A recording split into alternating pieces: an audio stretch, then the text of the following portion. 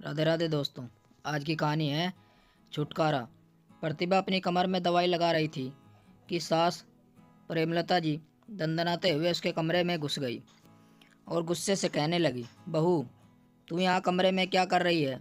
वहाँ रसोई में बर्तनों का ढेर लगा हुआ है।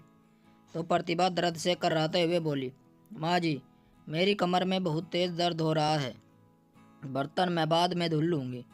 तभी प्रेमलता जी ने चटाक से बहू के गाल पर तमाचा जड़ते हुए कहा, तेरी कमर में दर्द है तो क्या मैं तुझे अपने सर पर उठाकर घूमने चल लग जाऊं? यह तुम्हारा मायका नहीं है जो मैं तुम्हारे नखरे उठाऊंगी। चुपचाप रसोई में जाकर बर्तन मांज। उसके बाद मेरे पैर दबाने के लिए मेरे कमरे में आ जाना। यही नहीं कि बूढ़ी सास की थोड़ी सेवा कर ले। उसे तो लगा था कि वह सास को अपनी समस्या बताएगी तो उसकी सास उसे आराम करने के लिए कह देगी, लेकिन यहाँ पर तो छोटी सी बात के लिए उसकी सास नाराज़ हो गई।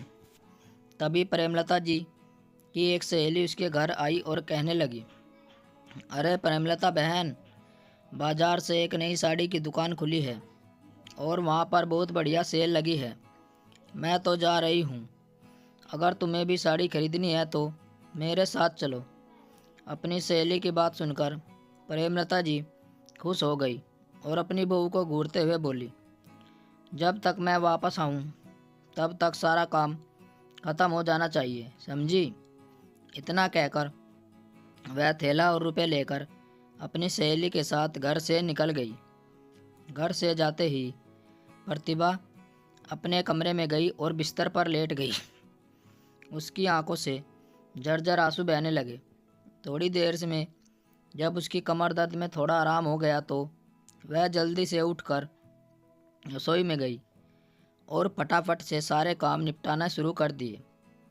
और मन ही मन वह सोच रही थी कि शादी से पहले यही सास इतनी मीठी मीठी बातें किया करती थी, लेकिन अब वह मेरे साथ इतना गंदा व्यवहार क्यों कर रही है? क्या मैं बहू नहीं, कोई मशीन हूँ जो दर्द में भी काम करती रहूँ? इसके बारे में मुझे आज पंकज से बात करनी ही होगी। शाम को जब पंकज घर आया तो प्रतिभा ने उसे सारी बात बताते हुए कहा, देखो पंकज, सासू जी को अगर मुझे कुछ कहना ही था तो मुंह से कह देती।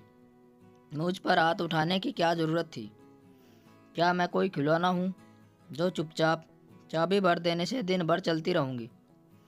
क्या मुझे इस घर में आराम करने का अधिकार नहीं है?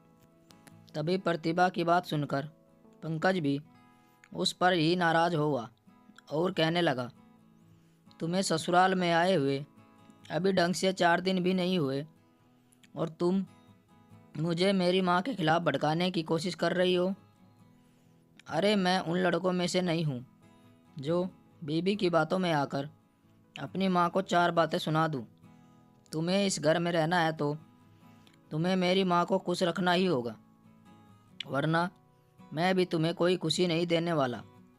इतना कहकर वह गुस्से में पैर पटकते हुए कमरे से बाहर चला गया।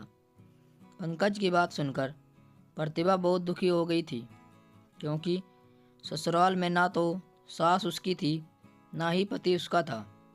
उसकी आंखों से आंसू बहने लगे। दूसरे दिन प्रतिभा खाना बना रही थी कि तभी प्रेमलता जी ने कहा, बहू, खाना बनाने के बाद मेरे लिए नींबू पानी बनाकर ले आना।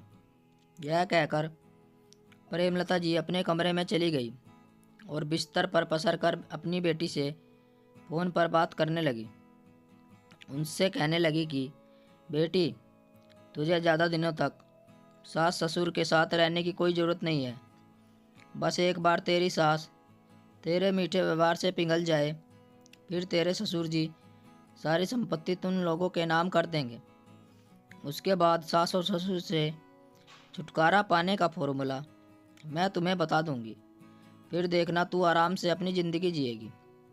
तुझ पर कोई रोक टोक भी नहीं होगी। तुझे सास ससुर की किचकिच से भी छुटकारा मिल जाएगा। अच्छा मम्मी, आप बताओ, वहाँ क्या चल रहा है? भाभी तुमसे डरती है कि नहीं? अरे यहाँ पर तो मैं अपनी ज़िंदगी सेट करने में लगी हुई हूँ। मैंने बहू को पूरी तरह से कंट्रोल में कर रखा है। वह जरा सी भी गलती करती है तो मैं उसे 2 तमाचे लगाकर सीधा कर देती हूँ। और यहाँ तो सबसे बढ़िया बात यह है कि मेरा बेटा केवल मेरी झूठी बातें सुनता है। तेरी भाभी लाख सर पटक कर रह जाए, लेकिन तेरा भाई कभी उसकी बातों पर ध्यान नहीं देता और इसका फ़ायदा मुझे होता है। मैं जब चाहूँ जैसे चाहूँ बहू को नचा सकती हूँ, क्योंकि उसका पति भी उसका साथ नहीं देता है। इतना कहकर वह दोनों माँ बेटी खिलखिला कर हंस पड़ी। तभी प्रतिभा उसके सामने आकर खड़ी हो गई, जो नींबू पानी लेकर आई थी। उसने अपनी सास की सारी बातें सुन ली थी, इसलिए उसने गुस्से में कहा, मम्मी जी, यह तो बहुत अच्छी बात है कि आपके पास इतने फॉर्मूले हैं, तो फिर मम्मी जी ननद जी को ही नहीं, मुझे भी सास से छुटकारा पाने वाला फॉर्मूला बताइए ना। प्रतिभा की बात सुनकर प्रेमलता जी गुस्से में आग बबूला होकर फोन काटकर चिल्लाते हुए कहने लगी, तेरी हिम्मत कैसे हुई मुझसे ऐसी बात करने की? अरे मेरे ही घर में खड़ी होकर तुम मुझसे ही छुटकारा पाने की बात कर रही है। प्रेमलता जी की बातें सुनते ही प्रतिभा भी गुस्से में बोली, क्यों नहीं मम्मी जी, अगर आपको बेटी अपने सास ससुर के घर में रहते हुए उनसे छुटकारा पाने के बारे में सोच रही है, तो फिर मैं क्यों नहीं सोच सकती। जबकि आपकी बेटी के सास ससुर तो कितने सीधे और सरल स्वभाव के हैं। आपकी बेटी आए दिन उन्हें कुछ न कुछ सुनाती रहती है, लेकिन यहाँ पर तो आपने मेरा जीना हराम कर रखा है, तो फिर मैं आपसे छुटकारा पाने के बारे में क्यों नहीं सोच सकती। अगर मेरा पति मेरा साथ नहीं देता तो क्या हुआ, मैं खुद का साथ दे सकती हूँ। इतना कहकर प्रतिभा गुस्से में वहाँ से चली गई। अब प्रेमलता जी को समझ नहीं आ रहा था कि बहू ने ऐसा क्यों कहा। आखिर वो अपना साथ कैसे देगी, क्योंकि बेटा पंकज तो अपनी पत्नी के बातों में आएगा नहीं। फिर यह ऐसा क्यों बोल गई। खैर, मुझे क्या करना, मैं इससे डरने वाली नहीं हूँ। शाम को पंकज ऑफिस से आएगा तो मैं भी इसकी शिकायत परोस दूंगी और मेरे मगरमच्छ के आंसू देखकर वह पल भर में पिघल जाएगा।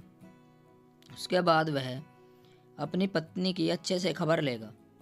यह सोचकर धीरे धीरे वह अपने मन को मजबूत बनाने में लगी हुई थी और तरह तरह की योजनाएं बनाने लगी कि बेटे को क्या क्या कहकर बहू के खिलाफ भड़काना है। बेटे की नज़रों में बहू की बदतमीज, गुस्सैल और झगड़ालू साबित कर देना चाहती थी। शाम को पंकज जैसे ही घर आया तो प्रेमलता जी ने देखा कि उसका मूड बहुत ख़राब था, तो प्रेमलता जी खुश हो गई। आगे की कहानी अगले भाग में बताई जाएगी। स्टोरी को लेकर आपकी क्या राय है, नीचे कमेंट करके हमें बताएं। ऐसी ही और बेहतरीन कहानी सुनने के लिए हमारे चैनल को ज़रूर सब्सक्राइब करें। कहानी सुनने के लिए आप लोगों का बहुत बहुत धन्यवाद। राम राम दोस्तों।